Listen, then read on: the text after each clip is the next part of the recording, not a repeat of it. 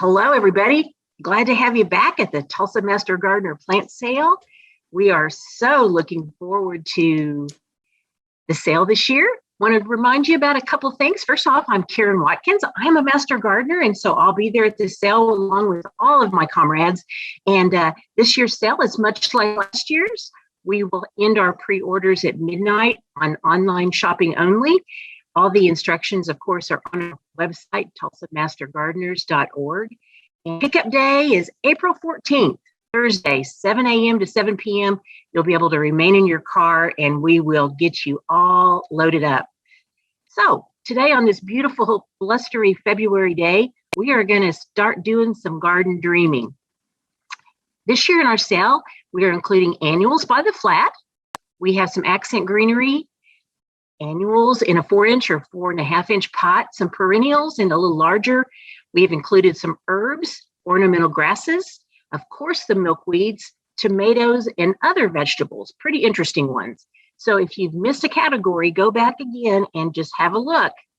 We're going to start off today with one of my very favorite flowers. And by the way, this is going to be a short video so that you can just sit down and take a look and then go in order. This may give you some ideas of something you're looking for. I think we're all looking for pollinator plants now. And this Zinnia Profusion Fire is awesome. I plant this every year. It is better in masses, of course. Mass planting is always good because it attracts the pollinators from the air. This is in a flat. We purchased in a flat with 36 per flat. It's a great pollinator plant, very user-friendly. All you have to do is put it in any soil type. It'll do well. It tolerates heat, but it also loves heat. So it does better the hotter it gets. It likes to have well-drained soil, not a lot of clay. It likes lean soil, so you don't have to do a lot of fertilizer on this. If you pinch back young stems when they first start out, you'll have a little bit better branching in a bushier plant. As far as deadheading goes, you don't have to do that. I'm just talking about making it bushy so it's thicker. It's about 10 to 12 inches tall. The Zinnia Profusion Fire, 12 to 15 inches wide. And of course, it takes full sun, and it is a definite pollinator plant.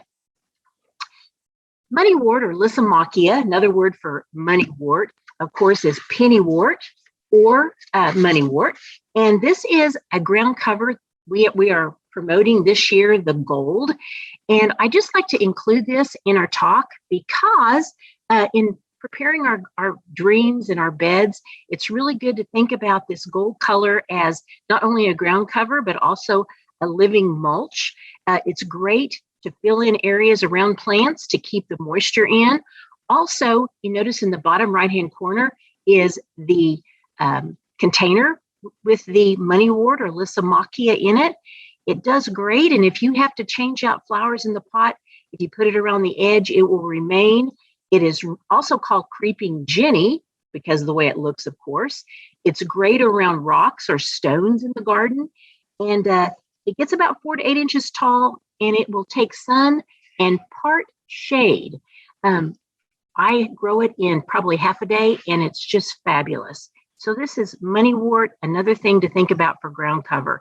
And by the way, look at how it makes the plants around that's surrounding it just pop because it just gives that background color. I really like moneywort. This is a new one this year for us. It's a Celosia cockscomb plumosa, which means it's a plume cockscomb. And this one's called Fresh Look Red. And just if you look at those colors, are they not vibrant and beautiful? It just makes you happy just to look at them. And this particular plant is an annual, of course. The Fresh Look Red was a 2004 All-American Selection Flower winner. It actually was a gold medal winner because of its performance. It likes full sun. It thrives in heat and humidity. It is an upright grower, so it's great for a pop in the garden. This color red is a true red, so it does well with oranges. Because it's true red, it also does well with yellows and lavenders, even whites. It grows about 12 to 18 inches tall. The flower spike by itself is 10 inches tall. So that's amazing. And something that a lot of people don't know is in this Fresh Look Red, it was given the award as the gold medal because it is such a consistent performer. it looks like a flower arrangement all the time in the garden. You don't have to do anything to it. It lasts all season long. Very few pests, if any, and you don't have to do any kind of grooming at all. And the old plumes are replaced with new plumes by itself, so there's no deadheading required. And the last but not least is that it is a pollinator plant. Who would have known? Celosia. But the plume variety, which is the Argentea plumosa, is one of the better of the pollinator plants in the Celosia family. So this is a win-win plant. So you need a couple of these. I like this one. Cosmos, cosmic yellow.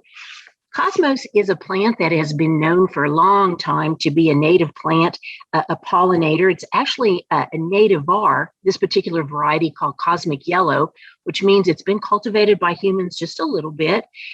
So some of the flowers could be sterile in a nativar because it's not strictly native, but this has been a great performer. It's also called the Mexican aster.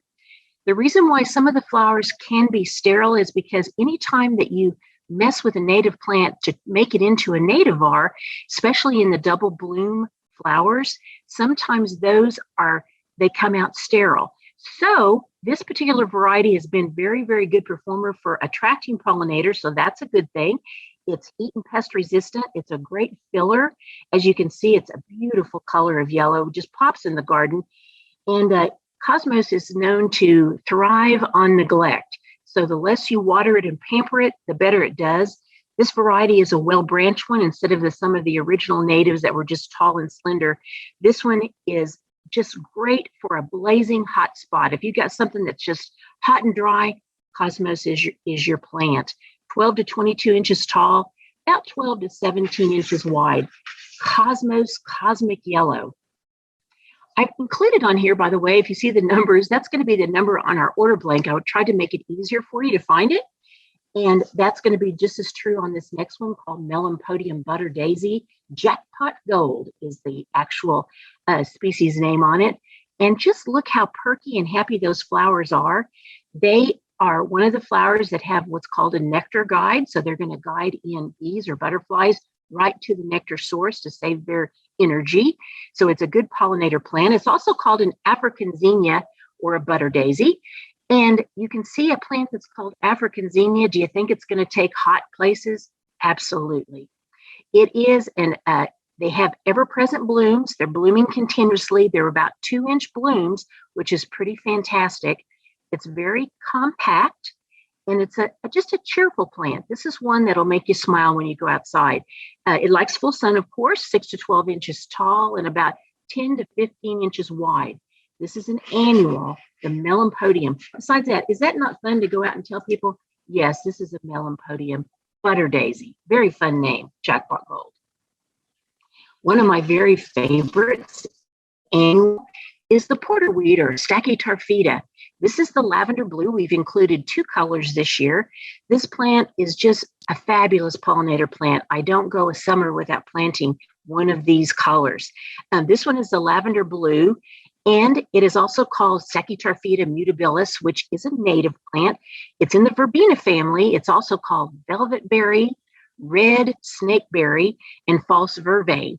It gets quite tall, 3 to 6 feet tall, so you want to put it in the center of the garden. It will bush out sometimes 2 to 4 feet.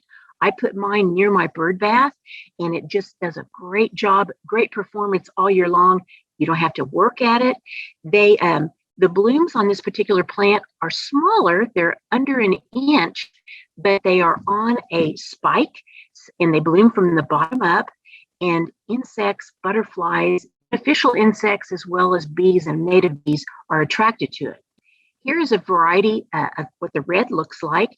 The red also being the color that it is going to attract another pollinator, which is our hummingbird.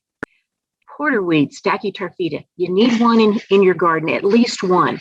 Give it plenty of room and just watch the pollinators on it. And it's a great show for butterflies. You notice here I'm showing some monarchs and also our state butterfly, the black swallowtail. So this is a win plant. Win-win. Salvia coccinea, Scarlet Sage. Is that color just not fabulous? The leaves on it are kind of a silvery green, which makes the flower racemes really pop. The flower itself is a pollinator friendly and also a native. Many of our salvias are native. This particular one is going to grow about 1 to 3 feet tall. And even though it's an annual, it is known in some areas to be perennial because it will outlive the winter if you mulch it and take care of it. It's also called Texas sage, and the flowers on this are very fragrant. That's why I like to call mine the other common name, which is Indian fire or bloody sage. That's kind of, out there, but Indian fire, I like that. This plant does reseed, but not readily, so it's not invasive. You can trim and deadhead this to make it bushier if you like. About 1 to 3 feet tall, part sun, and this particular salvia is one of the few that actually will do well in shade. Keep in mind that when our pollinator plants do well in shade, that sometimes pollinators early in the morning will not go in shade because they need the warmth of the sun. So just keep that in mind when planning your pollinator garden. It's always good to have some sun on your pollinator plants. This is Tithonia rotundifolia, the Mexican sunflower. And this is probably one of the hardiest plants that I know of to plant in the garden. It's a pollinator plant, of course. It is in the aster family, so it's going to be a proliferous bloomer.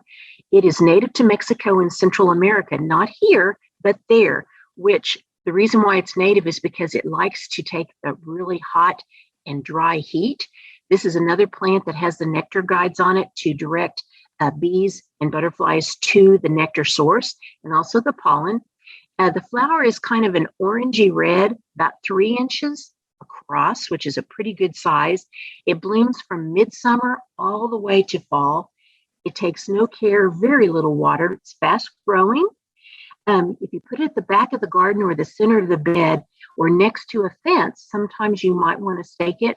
I planted mine out in front of the house in the center of some perennials that I had there, and it filled in the entire center area, and it was just like a little forest of this beautiful red-orange flower. It likes lean soil, like many of our natives. It does not like a lot of fertilizer, and you can deadhead this one to keep it blooming longer. This is the Tithonia, one that you'll definitely want to have. Vinca Periwinkle. This new one called Tattoo Blueberry, isn't that a fun name? So what's that? That's Tattoo Blueberry, is one of our mounded and upright periwinkles. The color on this one is really fabulous. This particular plant will take sun and some part sun, and in the sun, it just is vibrant. It is darker. When you keep it in a little bit of afternoon shade, the color will stay a little bit darker. It'll get a little lighter in full sun. I did say it's mounded and upright, so it's a great periwinkle for a real presence in the garden. It blooms from late spring through summer, all the way into late summer. About 10 to 14 inches tall on this Vinca, and about 6 to 8 inches wide. The darker brush stroke of that purple, again, of that blueberry purple, will be a little darker if you give it a little afternoon shade. It's very floriferous, so it's going to bloom and bloom and bloom, and it's also well branched so that you see all the blossoms. What's really interesting is that this particular Vinca or periwinkle is a Catharanthus rosea, which is a pollinator plant, and it's pollinated by butterflies that have a long proboscis to get that nectar, and also the hawk moth. And one hawk moth that we know about is the Manduca to see if I can say this one, quinquemaculata, which is the old tomato hornworm. So those moths that have long proboscis are the pollinators of this plant. Also, another hawk moth that we see pollinating this, if you've ever been out during the day and seen something that looks like a hummingbird, and people call it the hummingbird moth, that is another hawk moth. So this Vinca periwinkle Tattoo Blueberry, just such a fun name, is a great one to add to the garden. Really, really vibrant color, especially if you're doing blue gardens. A lot of people like to do blue. This does very, very well. Sunpatiens. Sometimes these guys are hard to find, so this is a great time to order them now ahead of time. This year we're featuring the deep rose, the hot coral. Oh, look at that color, hot pink, and the white.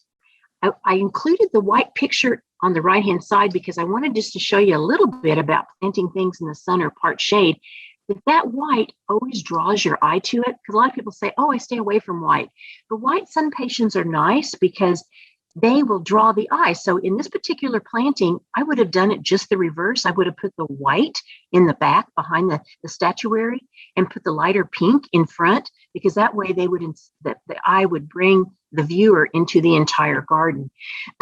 This is a very compact growing Sunpatien. It likes full sun. It will take a little shade in the afternoon. Mine at my house do a little better with a little afternoon cool. They're very early to flower. They bloom all summer long. They like moist, well-drained soil. So don't let them dry all the way out. About 14 to 28 inches tall, which is quite large, 14 to 24 inches wide. So this is a real showstopper. And even though it's an annual, it puts on quite the production. A new plant out, new Petunia called Bee's Knees. Very, very fun name. I mean, is that not fun, just having people walk around and go, let me show you my bee's knees. This is a plant that has a very, very intense yellow color. As you see, it was an All-American selection winner because it maintains its yellow color. A lot of yellow flowers or blooms tend to fade. This one will not. That's why it was so highly rated. Blooms all summer long. It has outstanding branching, which means more blooms. It will mound. It will take colder and wetter conditions. So later it will go probably farther into the fall than some other petunias. And this color, of course, pops and draws the eye to it. It was the 2020 Medal of Excellence winner. It was the 2022 All-American Selection Ornamental winner. So that's this year. So you'd have the very first year of it being the All-American Selection. And it's the first petunia to win a gold medal since 1950. So that tells you about that this one is really a performer in the garden. Petunia Bee's Knees. I liked it when I first heard the name. Another really, really pretty color of petunia is the Durabloom Electric Lilac. The Durabloom is a petunia that was trialed in many different areas of the country. It was grown for garden performance and it received a 5 out of 5 rating. So this guy really puts on the blooms. It's very heat and drought tolerant. It's mounded, yet it still trails. You notice on the right, that is one container in one of the trials, and it just blooms and blooms and blooms. About 12 inches tall, 20 inches wide. It does well with our Oklahoma storms. If it will rain, you know how some petunias get matted down. This one is very, very good, and that was one of its trials, was to see how it bounced back with wind and rain. It gives you a high impact all season long. And I don't know about you, but I really like that color. Okay, moving into some of our perennial flowers. This one is an Agastache foeniculum, and I have to tell you, this is my very favorite plant in the whole world. I have probably 14 of these in my own yard. This is also called licorice plant or Anise Hyssop. It has fragrant leaves that when you bruise them, and, you know, like you would do an herb, and it is an herb, so to speak, that it smells like licorice. It's a pollinator plant. I can't tell you, I walk out on my patio, out my kitchen door, and this plant, just one that I have that gets about, 3 to 4 feet tall and wide, it will have no less than 50 to 100 bees on it at any one time. It is amazing. It likes well-drained soil, like most of our natives do. It is also one that doesn't like a lot of fertilizer. It likes a lean soil and not a lot of water after it's established. This is the native version. This is the one that's going to be the hardiest. This has been in my garden since 2007. So it's a long-lasting perennial. Agastache or Agastache or Agastache, however you want to pronounce it. I've heard it differently at all different places. This is another Anise Hyssop, which is one of the nativars, which has been cultivated to a certain degree, the mango tango, to get that lovely color. They still do have nectar and pollen, even though they are a nativar and not a straight native. This dreamy pink is blushed with peach, and even after the blooms fall off, the little calyxes or the sepals stay on so that it appears like it still has some blossom on it, even after the blooms are faded. Rosy Posy is another version. This is a little different family of color. Very, very happy, very pretty. This one on the left-hand side, I've got staged with a white plant to show you how it pops in the garden. This one is a very tidy clumped Agastache. It's magenta with purple flowers, and it runs, these two get about 18 inches tall. So they're a little bit smaller. They are going to be a different genus than the first one, which is the native. So they are a little bit smaller in size. Great pollinators. Here's an old-fashioned plant we haven't seen around a lot, and I think we really need to bring it back. This is the hollyhock, or the Alcea rosea. This used to be considered in the Althea family, or the Rose of Sharon, and you can tell by the blooms, it's now in its own classification. We're presenting this year the red, the purple, and the yellow, and all of them are very, very good pollinators. They are a herbaceous flowering plant, so they will reseed. It's not an invasive type reseeding, but it's a pleasant surprise when they do reseed. The seeds, this is a biennial plant, which means it blooms every second year. However, the way to get around that is if you will plant the seeds in the fall or the end of the summer, it will go through the what we call stratification, which is getting cold, and so it'll bloom the first year. So that's an awesome thing to do. And look at all the blossoms that come on this. It doesn't like, one thing about this plant, if you plant it in the fall, it doesn't like wet feet, and it does like rich organic soil. So the flower resembling a poppy or a Rose of Sharon, it is very, it blooms a lot. It's on a raceme, so there's big blossoms on the spike. It's about 5 to 8 feet tall, and it'll take sun or part sun. So that's a good thing too. This is going to be tall, so you want to put it to the back of the garden. I put mine along the wall or the back of the garden next to the house on the west side, and it does really good. Baptisia australis, or blue wild indigo. This is a native plant and a great pollinator plant. Blooms early in the spring. It's called the blue wild indigo or the blue false indigo. It's not an invasive plant, but it is a member of the legume family. We kind of think of it as invasive, but this one is not. I've had mine in the garden since 2008, and it just gets bigger and blooms more each year. It's called a perennial herb, and it's native to the central and the eastern U.S. There are some nativars out of Baptisia that are different colors. This is the one that you can be guaranteed, the blue wild, that it's going to bloom and going to attract pollinators. It was the 2010 Perennial Plant Association Plant of the Year, so you know that's a good thing. On the right side, I've included some of the seed pods, and aren't they attractive on that silvery kind of muted green leaf? This one blooms late spring into early summer. It's a vase-shaped plant. This blue-green foliage, which I mentioned, is on a silver stem, and the flower almost looks lupine-like, which we can't really grow here because of our heat. So this is a really, really nice, just a breath of fresh air in the spring. Sometimes, I'll mention again, the other colors are nativars, and they will not have the pollen and the nectar as this genuine native does. Baptisia. Boulardii is a familiar plant that we know well. The blanket flower happens to be our Oklahoma flower. This one is a pollinator plant extraordinaire. It is in the sunflower family, which you can see from the flower. Again, this is one that's going to have the nectar guide that directs the pollinators to the flower source, to the good stuff. It's also called a blanket flower, and it is sometimes called the great blanket flower or the Indian blanket or the brown-eyed Susan, because the centers sometimes are more brown than they are black. The daisy-like flower is about 3 inches across. It blooms late spring to fall, doesn't like to be overwatered. The stems on this are hairy, and they are kind of clasping, like when you touch a dandelion, how it'll kind of stick to your clothes if you put a dandelion flower. This is the same way because of that hairy stem.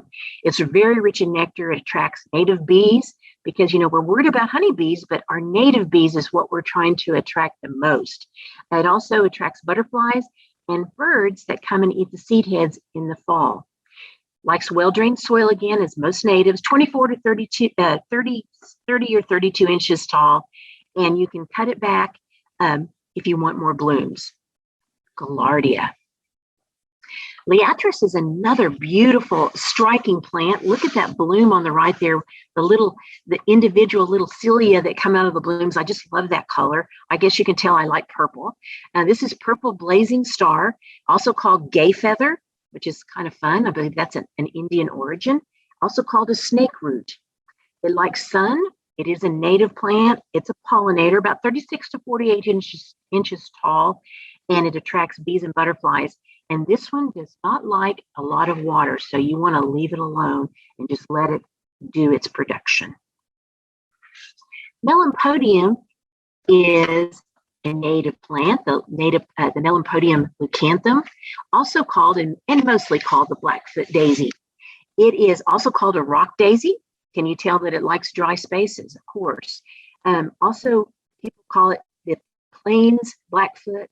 Sometimes they might just call it a summer aster. It's in the aster family. It's a low, bushy perennial, and it has these beautiful daisy-like flowers with white rays coming out of a yellow disc. Very, very attractive. This is one that's nice to put out naturalized, that you can kind of spread it around the garden for a pop of white. It attracts bees, butterflies, and even beneficial insects. And the seeds even attract birds later on in the season. It blooms from March through November, and it's a herbaceous plant, about 6 to 12 inches tall, which means it's going to die back in the winter to the ground, about 12 to 24 inches tall. We have a good selection this year of phlox. Phlox are always a good pollinator. The John Fanick is probably just maybe my favorite in the whole world. It came from a gentleman from San Antonio that developed this. It has a slightly waxy leaf, which will tell you that it's not going to get a lot of mildew. It's very resistant to powdery mildew. It is one that's going to be attracting pollinators from July through September. The pale pink with the darker eye is very, very attractive. It kind of stands out. This is one of the most vigorous of the phlox. And it's also, which is just an added pleasure, it's very highly fragrant. The one butterfly that's most attracted to the John Fanick is our state butterfly, the black swallowtail. Isn't that interesting? Our other one is that we're featuring and selling is the Robert Poor, also a very fragrant dark pink. This one is one plant that if you have a walnut tree, it will tolerate being planted under the walnut. You know, the walnut puts out that juglone or that type of chemical that it emits that prevents a lot of flowers from growing. Robert Poor will grow right in the midst of that. It doesn't bother it. So a lot of times people will plant this under trees. Just as long as it has half a day sun, that is great. The panicles are reblooming and they don't self-seed on the Robert Poor. About 3 to 5 feet tall and 2 to 3 feet wide. Robert Poor is also just a great mildew-resistant choice. Let's look at a couple more. Rose verbena or vervain-Glandularia canadensis. This is a different kind of verbena than we're used to. This is going to be a perennial verbena. It used to have a different name, but it's been changed over into its own class because it just stands alone now. It's a native plant, and it is herbaceous. In other words, it's going to die back. It's about half to a foot and a half tall. The rose pink or the rose purple, it does different colors in the amount of sun that it receives, is just a great ground cover. It's great for naturalizing. In some places, in some locations that it doesn't get enough sun, sometimes it will not come back. So you want to make sure it's in a sunny location. The flat top of the flower cluster is really, really good for pollinators to land on because they can get nectar from several flowers without putting out a lot of energy. Doesn't like wet feet, like most of our native plants, and it is great also in containers. Rose verbena. Salvia farinaceae. This one is just a beautiful blue-purple plant. It's a pollinator and a native in Texas and Oklahoma. It's called Mealycup Sage. Isn't that a fun name? Mealycup Sage, it is also herbaceous, so it's going to die down in the winter. It looks very attractive and stays very neat and compact all summer. It likes well-drained, amended soil. So this is one that you're going to probably put some compost down when you plant it. It looks like lavender to some people. And by the way, I'll mention that we are including compost this year on our sale. So that would be great to pick up a bag to plant with your Salvia farinaceae. Compost is great to put down around most plants that aren't native, that like that extra little pop of energy and vitamins. This one has a flower spike that stays quite tall. It likes sun, part sun, and even part shade. So salvia are a very interesting plant. This is Turk's Cap. Turk's Cap is so different. It is a native plant. This particular variety comes in red. It also comes in pink and white, but this variety is probably the hardiest. I planted all of them, and I've even planted them together, and all three of my white, pink, and red all came out red. So if that gives you anything about how this one is the strong plant. You notice in the bottom, I've got a hummer. Hummingbirds love this plant. I've seen at least probably 3 or 4 at one time. This particular container I'm showing you here on the left is in a container, not even in the ground. So this plant will do well in a container. I think I personally would put it in the ground in our zone so that it'll come back. You can cut it back in the spring because it is like a bush, and you cut it back to 6 inches, and then it'll just grow out beautifully and be a lot more kempt, more rounded.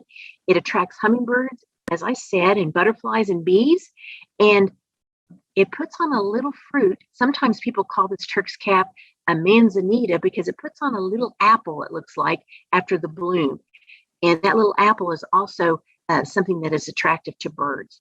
It's a host plant for the white skipper butterfly, which is the little tiny butterfly, which I don't know about you, but I just love those skippers, the way they flit about. This particular plant gets about 3 to 5 feet tall and about 3 to 5 feet wide, another native pollinator. Verbena rigida, Santos Purple. This is a very, very compact plant. If you're familiar with the Verbena bonariensis, which was the tall verbena that was such a great pollinator that it came out 4 or 5 years ago, this one's going to be more compact. It's going to be as much or more a pollinator plant than that particular bonariensis. Blooms from June to November.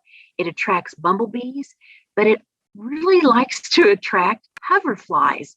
Hoverflies are something that are a beneficial insect that we have here in Oklahoma. So that's what attracted me to this particular plant. I think that's really, really important that we attract our beneficials as well as providing nectars for all pollinators. This one has the square stem of a verbena, so it gives it an interesting look. It's a slender vervain, and it likes very well-drained, rich soil, about 24 inches tall, so a little bit shorter than that bonariensis, which is about 36 inches. I'm going to kind of close things up now because I want to keep this short, but I want to make sure that you know that we have some heirloom tomatoes also for our sale, and we have ornamental grasses, we have okra, and we have some really, really interesting varieties of watermelon. The sugar baby, which is kind of hard to get sometimes. So I just really encourage you to go back and look again and shop. And we are just so grateful that you come to our site, and we look forward to seeing you April the 14th, 7 a.m. to 7 p.m. Thank you so very much for visiting us and shopping from the Tulsa Master Gardeners.